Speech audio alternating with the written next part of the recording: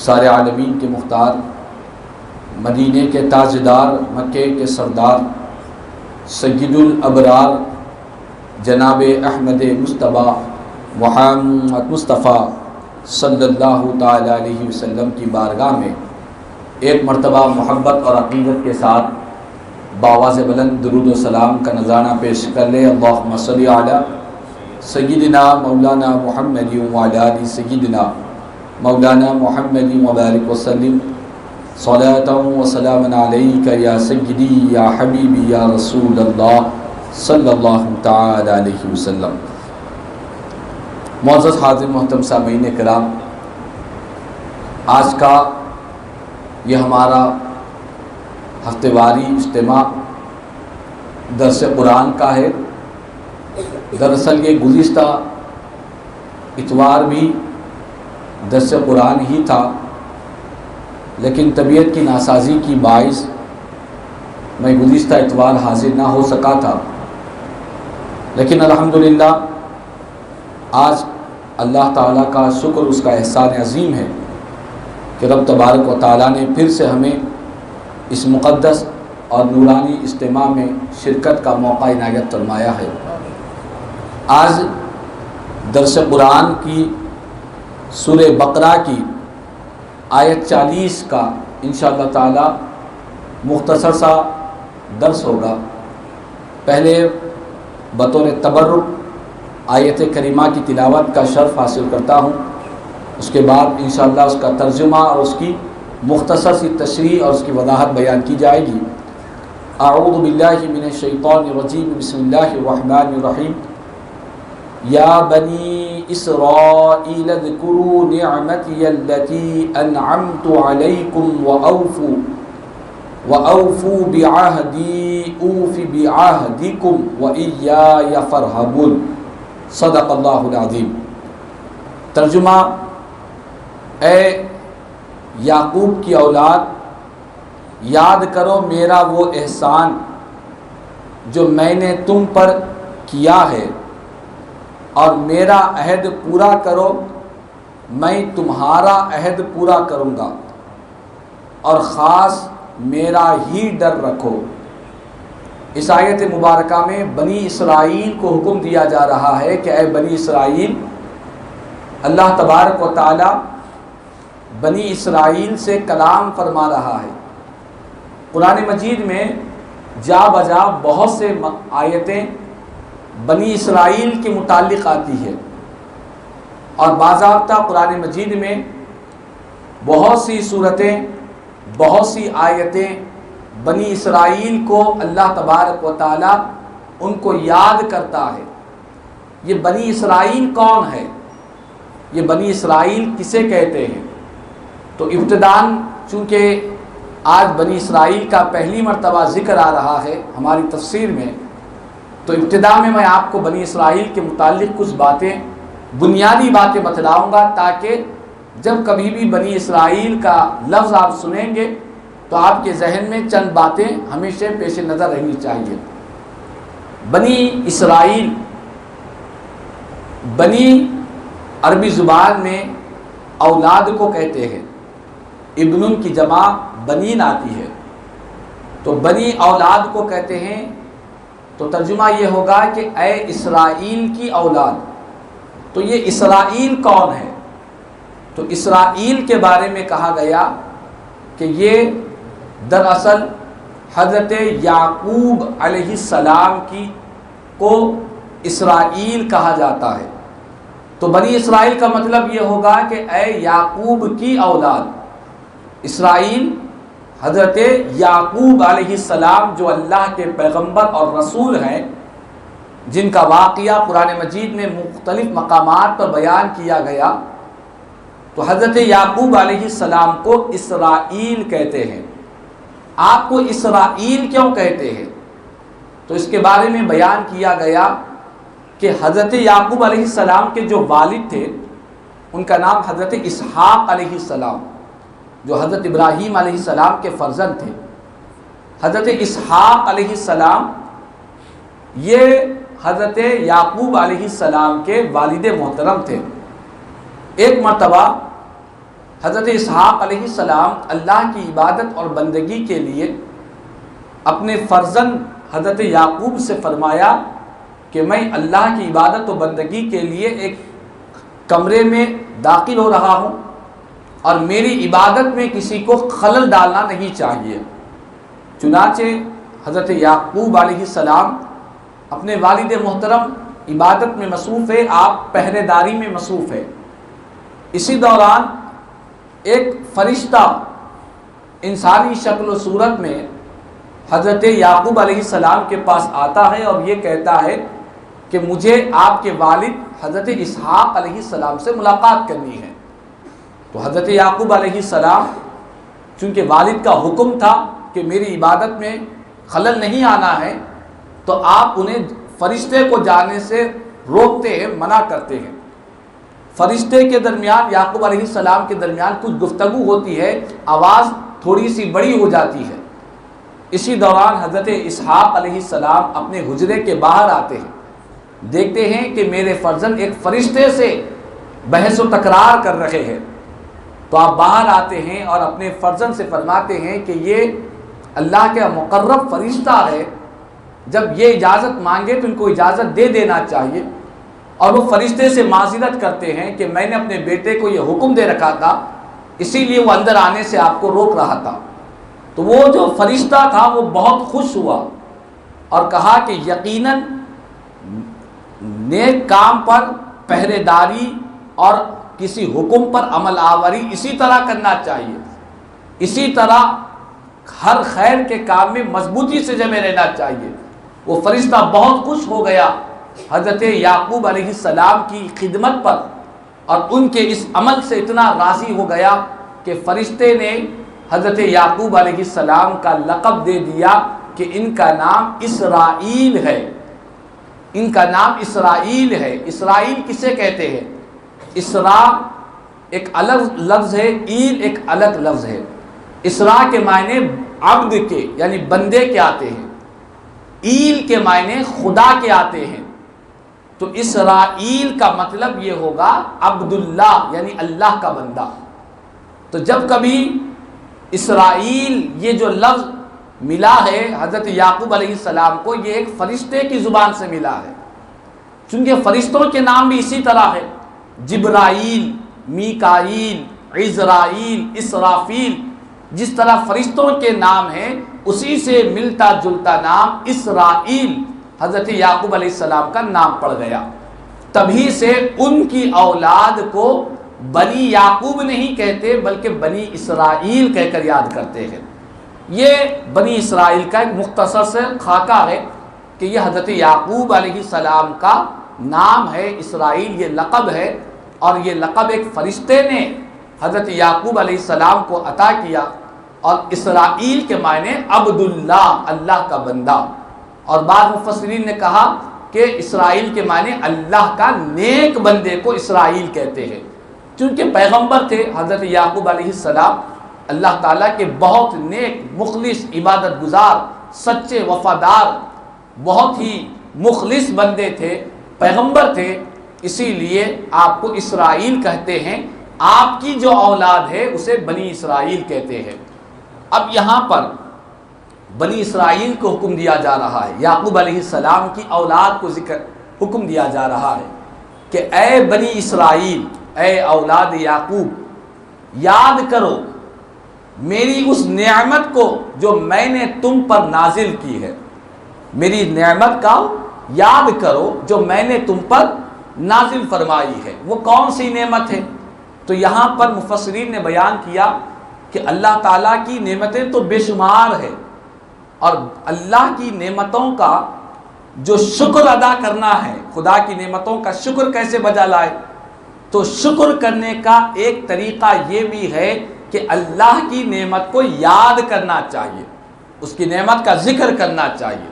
اسی لیے اللہ تعالیٰ قرآن مجید میں متعدد مقامات پر یہ حکم دیتا رہا کہ بندو میری نعمت کو یاد کرو، میری فلاں نعمت کو یاد کرو۔ تو اللہ کی نعمت کا ذکر کرنا، اللہ کی نعمت کا تذکرہ کرنا، اس کی نعمت کا بار بار ذکر کرنا، یہ بھی اللہ کی نعمت کا شکر ادا کرنا ہوا۔ شکر ادا کرنے کا یہ بھی ایک راستہ ہے۔ تو فرمایا کہ بنی اسرائیل یاد کرو میری اس نعمت کو جو میں نے تم پر کی ہے۔ یہ کون سی نعمت؟ تو فرمایا گیا کہ بنی اسرائیل پر اللہ تعالیٰ نے بہت سے انعامات نازل فرمائے۔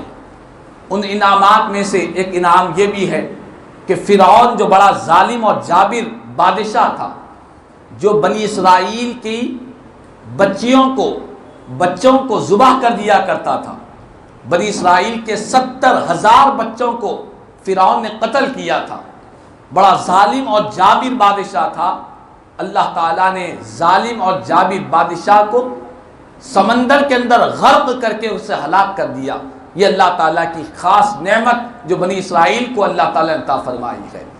اسی طرح ایک اور نعمت اللہ تعالیٰ نے آسمان سے، حضرت موسیٰ علیہ السلام نے جب دعا کی تو بنی اسرائیل کے لیے اللہ تعالیٰ نے آسمان سے من اور سلوہ کو نازل کیا۔ من و سلوہ کیا ہے؟ یہ آسمان کے جنت کے ایک پھل تھے، جنت کی غذائیں تھیں جو بنی اسرائیل کے لیے آسمان سے آیا کرتی تھی۔ تو یہ خصوصی انعام اللہ تعالیٰ نے بنی اسرائیل کو عطا فرمایا۔ اسی طرح اور ذکر کیا گیا کہ بنی اسرائیل کے پیچھے جب فرعون دوڑنے لگا تو بنی اسرائیل سمندر کے اندر داخل ہو گئے، تو سمندر نے راستہ فراہم کر دیا۔ وہ سمندر کے اندر گئے تو سمندر کی تہ میں جب کوئی غذا ان کو نہیں مل رہی تھی، اس وقت آسمان سے اللہ تعالیٰ نے من و سلوہ کو نازل فرمایا۔ تو اس طرح یہ خصوصی انعامات اللہ تعالیٰ نے بنی اسرائیل کو عطا فرمائے۔ تو اللہ تعالیٰ نے فرمایا کہ بنی اسرائیل، میں نے جو تم پر کئی بے شمار انعامات نازل کیے ہیں، تم میں کئی پیغمبروں کو میں نے بھیجا ہے، کئی نبیوں کو تم میں بھیجا ہے، یہ سب نعمتوں کو تم یاد کرو، ان نعمتوں کو اپنے ذہن میں رکھو، ان کا تذکرہ کرو، ان نعمتوں کو فراموش نہ کرو۔ تو معلوم یہ ہوا، یہاں پر یہ بات بیان کی جا رہی ہے، اس آیت کے ذریعے پتہ چل رہا ہے کہ جب کوئی نعمت اللہ کی طرف سے بندے کو ملتی ہے تو بندگی کا تقاضا یہ ہے کہ بندہ اس نعمت کو یاد کرے اور رب کی بارگاہ میں متوجہ ہو جائے۔ ایسا نہ ہو کہ اس کی نعمتوں کو پا کر اسی کے بندے پر مغرور ہو جائے، خدا کی نعمتوں کو پا کر وہ اپنے آپ کو بڑا دلیر اور بڑا بہادر سمجھنے لگ جائے، دوسروں کو کمتر سمجھنے لگے، خود کو بہتر سمجھنے لگے، دوسروں کو اپنے سے نیچلا سمجھے، خود کو اعلیٰ سمجھے۔ یہ نہیں ہونی چاہیے، یہ بندگی کا تقاضا نہیں ہے۔ خدا کی نعمتیں مل رہی ہے، نعمتوں کو پا کر بندہ مغرور ہو رہا ہے، غرور میں ہے، فقر میں ہے، گھمنڈ میں ہے، انانیت میں آ رہا ہے۔ فرمایا کہ یہ بندگی کا تقاضا نہیں ہے۔ بندگی کا تقاضا تو یہ ہے کہ رب نے جتنی خاص نعمتیں نازل کی ہے، بندہ اتنا ہی اللہ کی بارگاہ میں عاجز ہو جائے، تواضع اختیار کرے۔ اور بندگی کا تقاضا یہ ہے کہ اللہ کی نعمتوں کو پا کر اس کی مزاج اور طبیعت میں غرور، گھمنڈ، تکبر، فقر، انانیت نہیں آنی چاہیے۔ تو فرمایا کہ بنی اسرائیل یاد کرو میری اس نعمت کو جو میں نے تم پر نازل فرمائی ہے۔ اس کے بعد اگلی جملے میں بیان کیا کہ میری نعمت کو یاد کرو جو میں نے تم پر نازل کی ہے، ساتھ میں فرمایا کہ تم میرا وعدہ پورا کرو، میں تمہارا وعدہ پورا کروں گا۔ یہ کون سا وعدہ تھا؟ تو ایک وعدہ تو یہ ہے کہ ہر انسان نے اللہ سے، جس وقت خالق کائنات نے تمام ارواح کو، تمام روحوں کو پیدا کیا، سب سے وعدہ لیا اور کہا الست بربکم، کہ اے ارواح کیا میں تمہارا رب نہیں ہوں؟ تو اس عالم ارواح میں سارے انسانوں کی ارواح، نیک ہو یا بد ہو، فاسق ہو یا فاجر ہو، ساری روحوں نے مل کر رب کی بارگاہ میں کہا قالوا بلا، کیوں نہیں اے پاک پروردگار، یقیناً تو ہمارا رب ہے۔ تو ایک تو وعدہ سارے انسانوں نے وعدہ کیا عالم ارواح میں اللہ سے، اور رب سے عہد کیا کہ یقیناً تو ہمارا رب ہے، پروردگار ہے۔ اور یہ جو بنی اسرائیل کا جو وعدہ ہے کہ بنی اسرائیل نے یہ وعدہ کیا تھا کہ جب کئی انبیاء کرام ان کے پاس آئے تو ان نبیوں نے بنی اسرائیل سے یہ عہد لیا تھا، یہ وعدہ کیا تھا کہ جب کبھی تمہارے پاس آخری نبی امام الانبیاء ختم نبوت کا تاج پہن کر دنیا میں تشریف لائیں گے تو اس وقت تم نبی پاک علیہ السلام پر ایمان لانا اور حضور کی نصرت اور مدد میں لگے رہنا اور سرکار کے دین کو قبول کر لینا۔ یہ وعدہ ہر نبی نے اپنی اپنی قوم سے، بنی اسرائیل سے لیا تھا۔ انہوں نے یہ وعدے کو قبول کیا تھا اور عہد کیا تھا کہ یقیناً جب نبی آخر الزمان تشریف لائیں گے، آخری نبی امام الانبیاء تشریف لائیں گے، جب وجہ تخلیق کائنات اس دنیا میں تشریف لائیں گے اور حضور اپنی نبوت کا اعلان کریں گے، اس وقت ہم میں جو بھی زندہ رہے گا یا ہماری نسلوں میں جو بھی زندہ رہے گا، ہم ضرور بضرور اس آخری نبی پر ایمان لائیں گے۔ اس کا انہوں نے وعدہ کیا تھا اپنے پیغمبروں سے۔ تو پیغمبروں سے وعدہ کرنا دراصل یہ خدا سے وعدہ کرنا ہے، چونکہ پیغمبر اللہ کے بھیجے ہوئے رسول ہوتے ہیں، قاصد ہوتے ہیں، ان سے وعدہ کرنا یہ خدا سے وعدہ کرنے کے برابر ہے۔ تو فرمایا کہ یہ جو میں تم نے یہ وعدہ کیا تھا، فرمایا کہ تم اپنے وعدے کو پورا کرو۔ اب وہ پیارے نبی تشریف لا چکے ہیں، خاتم النبیین اعلان نبوت فرما چکے ہیں، اور تم دیکھ بھی رہے ہو کہ جو نبوت کی علامتیں، نشانیاں تمہاری کتابوں میں بیان کیا گیا، توریت میں، دیگر آسمانی کتابوں میں جو آخری نبی کی جو علامتیں بیان کی گئی ہے، وہ ساری علامتیں حضور سیدنا احمد مصطفیٰ محمد مصطفیٰ صلی اللہ علیہ وسلم کے اندر وہ ساری علامتیں پائی جا رہی ہے۔ کوئی علامت ان کے اندر چھوٹی ہوئی نہیں ہے، ہر علامت اس کے اندر پائی جا رہی ہے۔ وہ ساری علامتیں بھی حضور کی ذات میں موجود ہے۔ لہذا اب تمہاری ذمہ داری بنتی ہے کہ تم اپنے اس وعدے کو پورا کرو، یعنی پیارے آقا پر ایمان لاؤ، حضور کے دامن کرم سے وابستہ ہو جاؤ، دامن مصطفیٰ کو تھام لو، سرکار کی غلامی کا پٹا اپنے گلوں میں ڈال لو، ایمان اور اسلام سے اپنے دلوں کو روشن کر لو، اپنی آل اولاد کو ایمان کی طرف راغب کرو۔ یہ جو وعدہ تم سے لیا گیا تھا، تم اپنے وعدے کو پورا کرو۔ یہ وعدے کو جب تم پورا کریں گے ہوگا کیا؟ رب فرماتا ہے کہ جب تم اپنے وعدے کو پورا کرو گے تو میں بھی اپنا وعدہ تم سے پورا کروں گا۔ خدا کا وعدہ کیا ہے؟ خدا کا وعدہ یہ ہے کہ جب تم ایمان لاؤ گے، نیک عمل کرو گے، میرے نبی کے سچے غلام بن جاؤ گے، ان کے سچے وفادار بن جاؤ گے، ان کے اطاعت گزار بن جاؤ گے، ان کی محبت میں اپنی زندگی گزارو گے، تو میرا وعدہ یہ ہے کہ میں تم سے راضی رہوں گا اور تم کو جنت کی نعمت سے سرفراز کروں گا، تمہیں دنیا میں امن و امان عطا کروں گا، تمہیں دنیا میں غلبہ اور شوکت عطا کروں گا، تمہیں دنیا میں اللہ تعالیٰ بلندیوں سے سرفراز کرے گا، اور مرنے کے بعد تمہیں جنت کی نعمتوں سے سرفراز کروں گا۔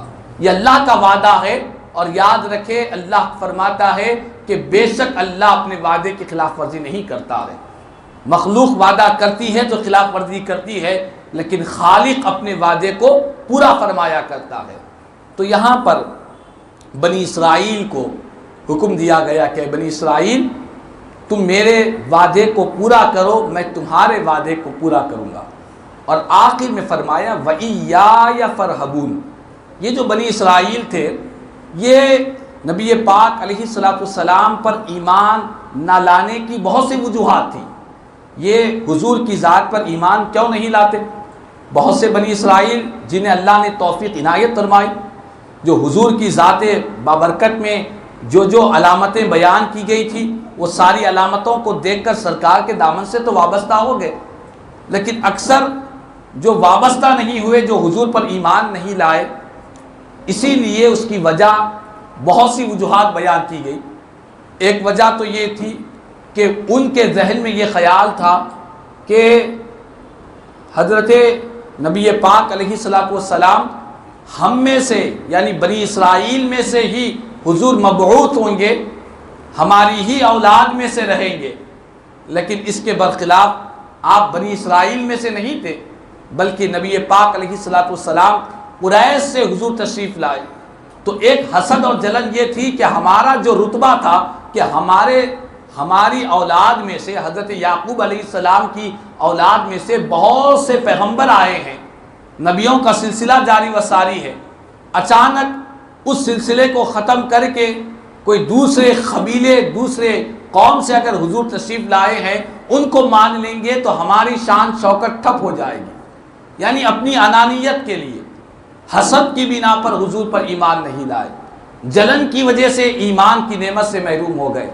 اور یہی نہیں، ایک وہ بھی ان کے لیے رکاوٹ تھی کہ لوگ بنی اسرائیل کا ادب کرتے تھے، اسی لیے کہ ان کی نسلوں میں، ان کے آباء و اجداد میں کئی بڑے بڑے اولو العزم پیغمبر آئے ہیں، تو ان کو یہ تھا کہ اگر حضور دوسرے قبیلے سے تشریف لائے ہیں تو پھر ہماری عزت، ہماری شان شوکت ٹھپ ہو جائے گی، اور جو ہمیں فائدے قوم و ملت سے ملتے تھے ہمارے فوائد رک جائیں گے، ہمارے نذرانے بند ہو جائیں گے۔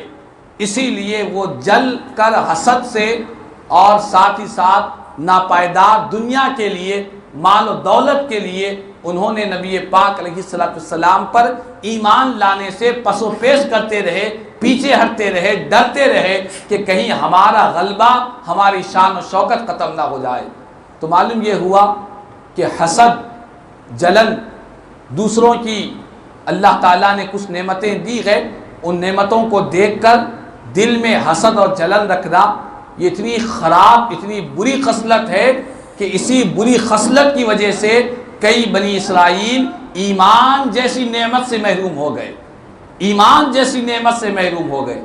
ایمان سے محروم ہونا دراصل جنت کی نعمت سے محروم ہو جانا ہے، ابدی نعمتوں سے محروم ہو جانا ہے۔ تو بہرحال اللہ تعالیٰ نے فرمایا کہ بنی اسرائیل تم مجھ ہی سے ڈرو، تمہیں کسی سے ڈر نہیں ہونا چاہیے، تمہیں کسی کا خوف نہیں ہونا چاہیے۔ نیک اور صالح بندوں کی پہچان یہ ہے کہ وہ ہمیشہ ان کے سینوں میں دنیا کا ڈر نہیں ہوتا، دنیا کا خوف نہیں ہوتا۔ اسی لیے آپ دیکھیں واقعہ کربلا میں امام علی مقام حضرت سیدنا امام حسین رضی اللہ تعالیٰ عنہ، تمام شہدائے کربلا، تمام اہل بیت اطہار جو کربلا کے واقعے میں تھے، ان کی زندگیوں میں یہ ملتا ہے کہ انہوں نے کبھی بھی مخلوق کا ڈر، بادشاہوں کا ڈر، دنیا والوں کا ڈر ان کے سینے میں نہیں تھا، سینے میں ڈر اور خوف تھا تو خدا کی ذات کا۔ اسی لیے حدیث پاک میں حضور نے فرمایا کہ اللہ تعالیٰ فرماتا ہے کہ جو بندہ دنیا میں مجھ سے ڈرتا ہے، قیامت کے دن میں اسے امن عطا کروں گا، وہ قیامت میں بے خوف رہے گا۔ اور جو دنیا میں مجھ سے نہیں ڈرتا ہے وہ قیامت کے دن وہ مجھ سے ضرور ڈرے گا، ضرور گھبرائے گا۔ تو بہرحال اس آیت مبارکہ میں کہا گیا وَإِيَّايَ فَارْهَبُونَ کہ تم صرف اور صرف مجھ ہی سے ڈرو، میرا ہی خوف تمہارے سینوں میں ہونا چاہیے، میرا ہی ڈر تمہارے سینوں میں ہونا چاہیے۔ مخلوق سے نہ ڈرو کہ وہ کیا کہیں گے، دنیا والے کیا کہیں گے۔ اگر ہم ایمان لائیں گے تو بنی اسرائیل کے جو جہلا ہیں وہ ہم کو کیا کہیں گے، ان کا ڈر، دنیا والوں کا خوف نہ رکھو، اللہ کا خوف اپنے سینوں میں بسائے رکھو۔ تو بہرحال سورہ بقرہ کی اس آیت 40 میں بنی اسرائیل کا ذکر کیا گیا، اور مزید بنی اسرائیل کے تذکرے وقتاً فوقتاً بہت سے واقعات انشاءاللہ تعالی اسی سورہ میں بیان کیے جائیں گے۔ اللہ تبارک و تعالیٰ سے دعا ہے اللہ تبارک و تعالیٰ ہم تمام کو قرآن مجید کے اس درس قرآن کی فیوز و برکات سے ہم سب کو مالا مال فرمائے۔ جتنے ہیں مالک اس درس میں، اس اجتماع میں شریک مولا، سب کی دین، دنیا اور آخرت کو بہتر بنا دے، سب کا خاتمہ بالخیر فرما دے، ہماری سینوں میں اللہ اور اس کے رسول کی محبت نصیب فرما دے، دنیا کی محبتوں سے ہمارے سینوں کو پاک و صاف فرما دے۔ مولا تعالیٰ جتنے بڑے بزرگ، بچے، جوان، جو حضرات شریک مولا اور جو خواتین اپنے گھروں میں سماعت کر رہی مولا، سب کو تیرے کلام کا صدقہ نصیب فرما دے، تیرے کلام کا نور نصیب فرما دے۔ دنیا اور آخرت میں کلام مجید کے فیوز و برکات سے ہم سب کو مالا مال فرما دے، ہمارے مرحومین کی بخشش و مغفرت فرما دے، ہمارے مرحومین کی قبور کو قرآن کے نور سے روشن و منور فرما دے۔ مولا تعالیٰ جو کچھ بھی کہا گیا، سنا گیا، کہنے سننے سے زیادہ مجھے اور ہم سب کو عمل کی توفیق عطا فرما. آمین ثم آمین. باقی دعوانا الحمدللہ رب العالمین.